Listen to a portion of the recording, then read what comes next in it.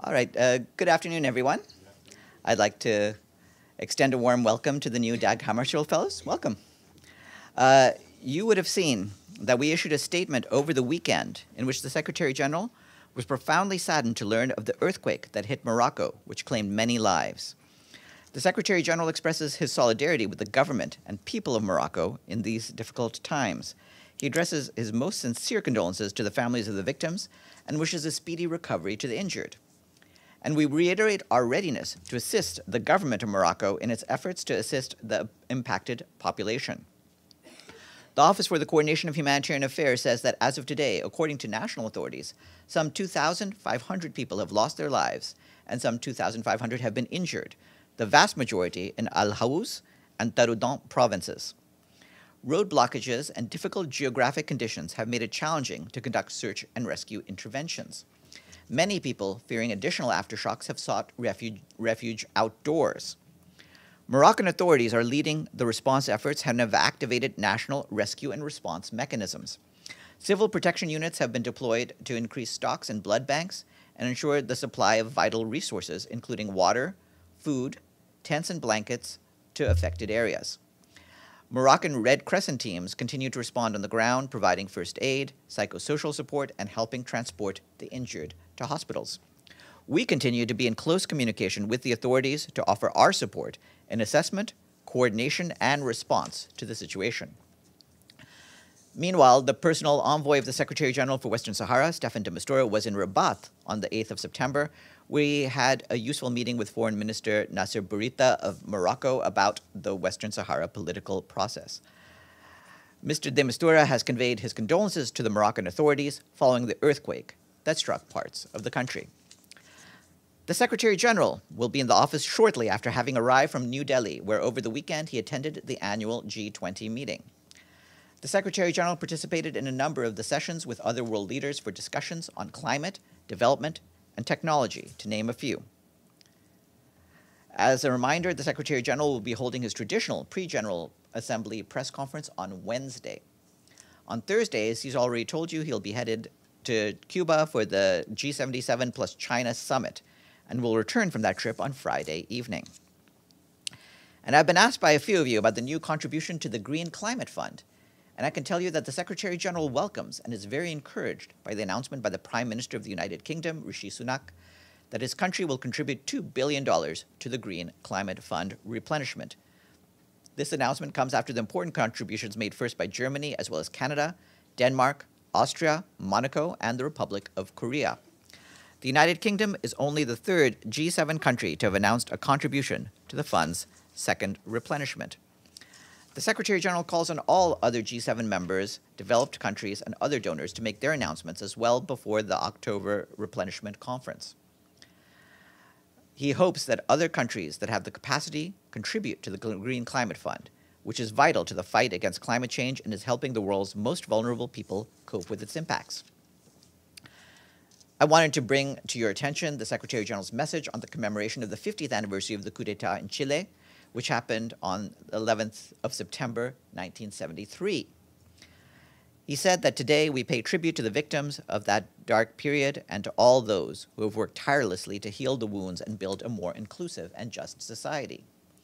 The Secretary General added that he was deeply moved by the coup and the death of Salvador Allende, 7 months before the Carnation Revolution, and by the stories of persecuted Chilean refugees that he met during his time as High Commissioner for Refugees. Today's strong Chilean democracy gives us hope that humanity, united in its diversity, can solve any global challenges, he said. The Undersecretary General for Peace Operations, Jean-Pierre Lacroix, will travel to Buenos Aires, Argentina from the 11th to the 12th of September to attend the second Latin American and Caribbean Conference on UN peacekeeping operations. The conference brings together defense ministers from across the region to bolster cooperation and support for peacekeeping operations and to advance a regional cooperation network that was created last year at the first conference in Lima, Peru. While in Buenos Aires, Mr. Lacroix will meet with senior Argentinian officials and will also hold bilateral meetings with regional delegates to update them on peacekeeping priorities and challenges. The UN Relief and Works Agency for Palestine Refugees in the Near East, known as UNRWA, continues to respond alongside its partners to the urgent humanitarian needs in Ain al-Hilwa camp in Lebanon. In a statement issued yesterday, UNRWA confirmed that shelters and schools and other facilities were opened to accommodate over 750 displaced people as fighting and destruction of homes and facilities continues across the camp.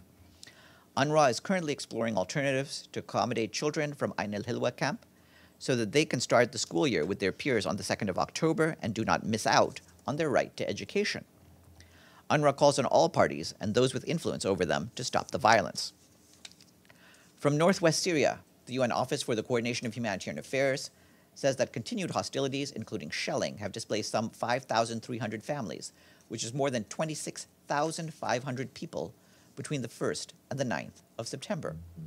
Clashes in northeastern Aleppo, particularly in villages along the front line, forced nearly 4,600 families from their homes. There are reports of overcrowding in camps and villages, with some families resorting to sleeping in the open. Schools have been temporarily converted into shelters, and at least 56 schools are reportedly suspended until further notice.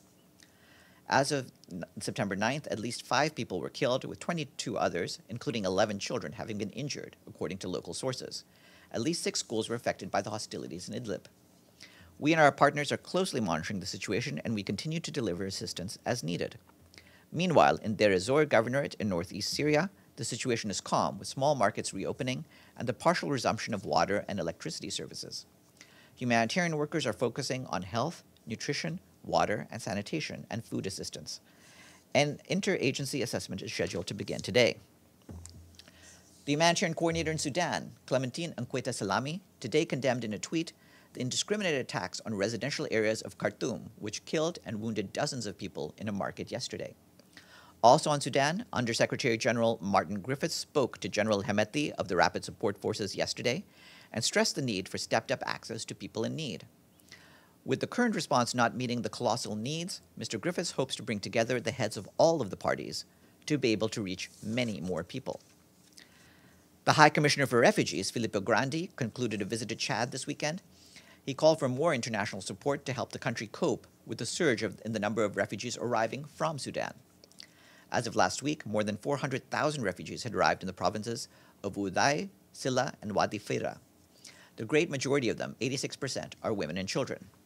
Most refugees come from Darfur, and they are arriving in desperate conditions, particularly in the border town of Adre, which hosts over 150,000 people in a spontaneous settlement. Another 75,000 refugees have been transferred from Adre to 2 newly built refugee settlements. While humanitarian partners have made considerable efforts to ensure access to basic services such as health, water, sanitation, and food, the influx is putting pressure on already stretched resources and communities, with current funding levels insufficient to address both the emergency and long-term development needs of refugees and their hosts. Chad already hosted a large refugee population before the start of the Sudan conflict, but now 1 in 17 people living in the country is a refugee. On Ukraine, our humanitarian colleagues tell us that an attack on Saturday killed 2 volunteers and injured another 2 in the Donetsk region. In a statement, the humanitarian coordinator there, Denise Brown, said that volunteers, mostly national but also foreigners, are going to extraordinary lengths to provide some relief to civilians affected by the conflict. And as civilians, they are protected under international humanitarian law, and all efforts must be made to ensure their safety. Turning to Afghanistan, a report released over the weekend by the United Nations Office on Drugs and Crime shows that methamphetamine trafficking in Afghanistan and neighboring countries is surging. According to the report, there's been a drastic, nearly 12-fold increase in seizures of the drug in 5 years, from 2.5 tons in 2017 to 29.7 tons in 2021. UNODC findings further suggest that heroin trafficking has continued, although at a lower rate, after the Taliban returned to power in August 2021 and introduced a drug ban in April 2022. Methamphetamine trafficking, however, has intensified since the ban, indicating a rapid expansion of the drug's manufacture and a possible reshaping of illicit drug markets long dominated by Afghan opiates. The full report is available online. We want to welcome a number of new colleagues today. The UN Development Coordination Office tells us that we have new resident coordinators in Jamaica and Saudi Arabia. They were appointed by the Secretary General following confirmations from the respective governments. Dennis Zulu of Zambia will serve as the United Nations resident coordinator in Jamaica and will also be responsible for coordinating the UN's development work in the Bahamas, Bermuda, Turks and Caicos, and the Cayman Islands. Mohammed El Zarqani of Egypt will serve as the United Nations Resident Coordinator in Saudi Arabia. Their full biographies are on the DCO website. And tomorrow, our guest will be Ime Schulz, co-president of the Heinrich Böll Foundation and co-chair of the independent group of scientists that prepared the Global Sustainable Development Report, and Astra Bonini, senior sustainable development officer in the Division for Sustainable Development Goals in the Department of Economic and Social Affairs. They will brief on the key findings of the Global Sustainable Development Report 2023. The report provides evidence and practical solutions to help decision makers overcome impediments to sustainable development. And at 2 p.m., Sandra Ojiambo, Assistant Secretary General and Executive Director of the UN Global Compact, will brief on the Global Africa Business Initiative. That's for tomorrow, and after I'm done, you will hear from Monica Villela-Graley, the spokesperson for the President of the General Assembly. Before we get to her, any questions for me? Yes, Edie. Thank you very much, Farhan.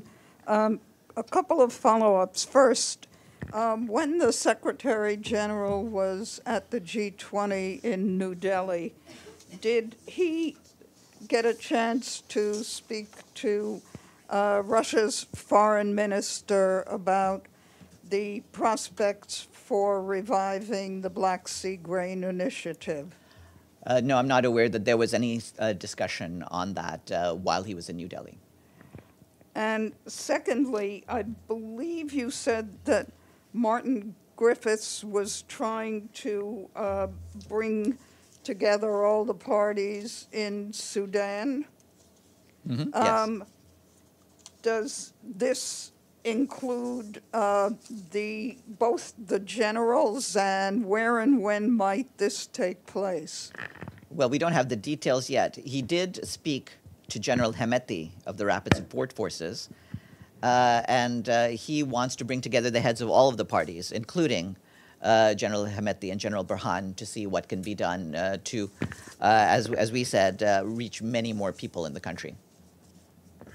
Yes, Evelyn, and then Abel. Yes, well, thank you, Farhan. It is 9/11 today, and some of us remember 22 years ago the disaster that happened.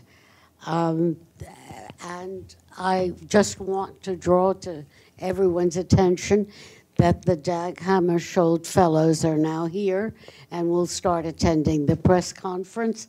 They are from Nigeria, Mongolia, Uganda, and Ukraine. And we'll introduce them separately to you, Farhan. Okay, thanks very much. Amelie? Yeah. Hi, Farhan. Thanks. Just, I'm not sure I understood about the press conference you mentioned tomorrow, because I mean there was already a report, an assessment of the SDG in July. So is it a new assessment, or is it just to give us more details on this assessment before the SDG summit? This is about the key findings of the Global Sustainable Development Report. I believe this is a report that was launched previously, but like I said, they'll talk about the report's evidence and practical solutions about impediments, about dealing with impediments to sustainable development. Yes, please. Thank you, Farhan. Russia has demanded a meeting of the Security Council tomorrow to condemn countries that help Ukraine defend itself. At the same time, Putin is meeting with the leader of North Korea the next day to ask him for weapons to continue his aggression against Ukraine. What should be the UN Secretary General's comment on this parody of Moscow's position? I think we'll react to any of the developments as they come. Obviously, meetings of the Security Council are decisions to be taken by the members of the Security Council.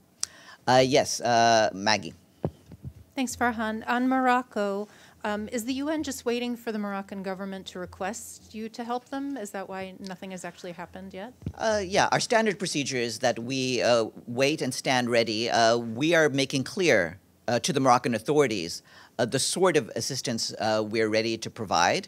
Of course, although we don't have the capacity to do search and rescue operations, for example, we don't have that kind of equipment. We do have the ability to coordinate efforts on the ground. And as you know, we have the ability to bring in all kinds of humanitarian assistance as needed. And so we're discussing this with the authorities, and we'll see what we can provide. And one follow-up. Where is your closest hub for pre-positioned items? Is it Italy, or is it? Do you have someplace closer? Where would you be bringing things from if you were asked to help? Well, I mean, in this case, because it's a mountainous area, there will be difficulties of access in terms of trying to get to the areas in need. A lot of that will require road clearance. So we'll see whether the necessary road clearance and rubble removal can happen. But yes, we will stand ready to bring aid from various places, whether it be through Europe or North Africa. Benno. Thank you, Farhan. I have three very different questions. I will start with Mr. Rubiales, the former president of the Spanish Football Association. He stepped back after kissing a player on the mouth. What's your comment on this? I think we've made it clear that the sort of activity that had been seen was unacceptable, and it's good to see that there is mechanisms for accountability. Then number two, Wednesday during the high-level week there will be a Security Council meeting. The German Chancellor will attend. Is the SG planning to attend as well? We'll be able to talk about that closer to the date. Obviously, he's ready to attend the appropriate meetings as a schedule permits. And a very last one, maybe you can help me with that. I got a flash on my phone. A UN report says Colombia produced more, or in Colombia there was more cocaine produced than ever before.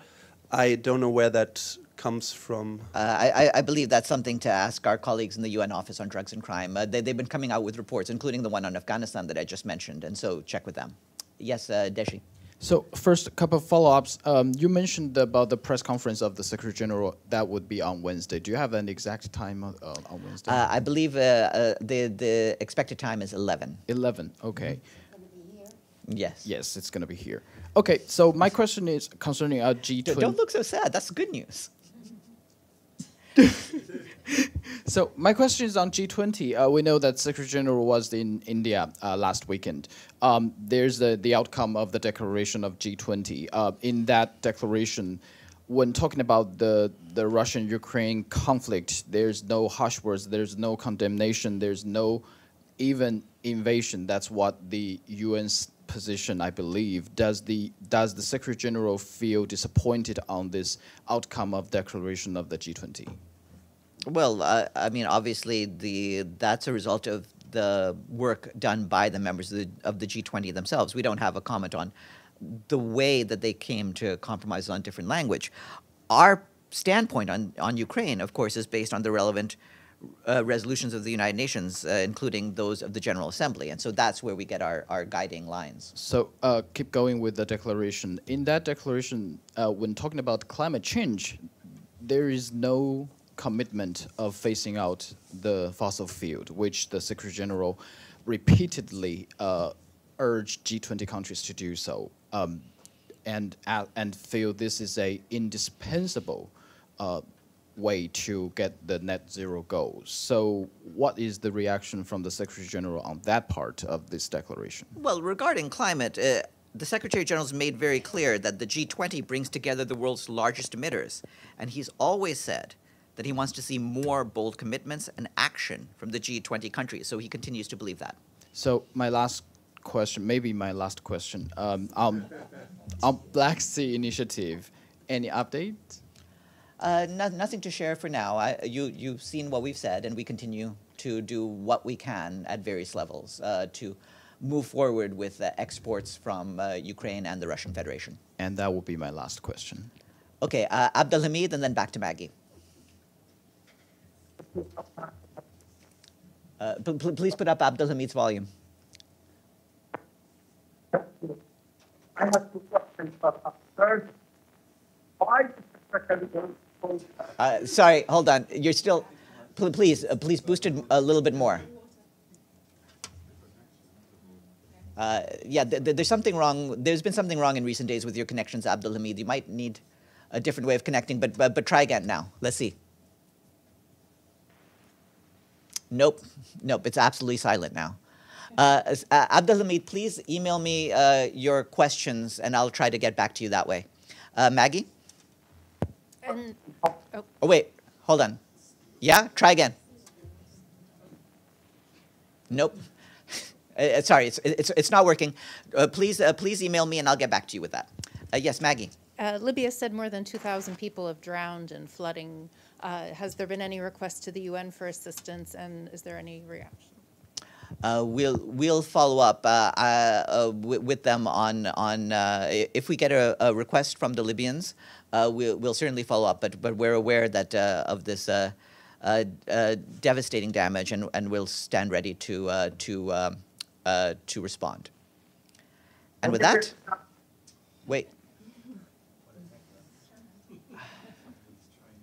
Sorry, Abdelhamid, I don't think it's working. I don't think it's working. Please email me or call me later. We'll now turn over to Monica Villela-Graley. Hold on, I'll just scoot out.